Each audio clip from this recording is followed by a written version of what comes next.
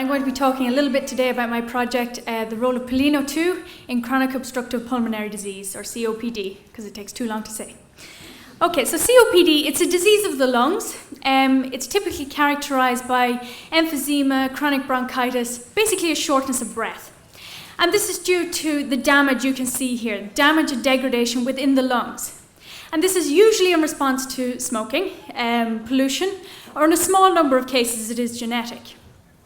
But what's quite sad about this disease is it is progressive. So you can treat it with inhalers and steroids, but this damage you see here, it just keeps getting worse until eventual death.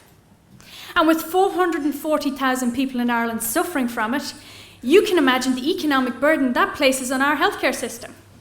So, in this day and age, where people with HIV can live a normal life expectancy, where we have television ads being run saying how now as many people survive cancer as die from it, I was quite curious as to why this really common, really serious disease doesn't actually have a cure. And so I thought about this, and I think probably the best way I've come up with explaining this is to compare it to something like a cancer cell. So we know an awful lot about cancer, and you see on your left here a typical diagram of a cancer cell. Now, fortunately for me, I don't have to explain this because I really don't think I could, but you just need to appreciate for me, there's a lot going on here. We know a lot. There's a lot of proteins and pathways and cascades that are being activated to transform a normal cell into a cancer cell. So I tried to produce something similar today for this presentation for COPD, and I really struggled. We seem to know there's an initial insult to the cell, and then there's just kind of a breakdown in the literature on exactly what happens next, on what the next step is. So, in my opinion, this is why we have no cure, because it's going to be very difficult, if not impossible, to cure something you actually don't understand.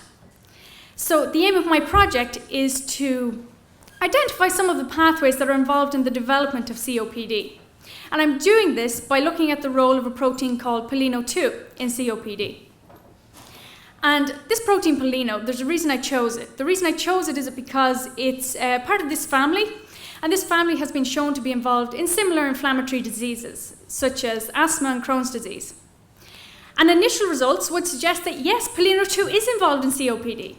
And you might think to yourself, well then, that's great, you have one protein in a big complex disease. I'm not exactly sure it's a PhD. But here's hoping.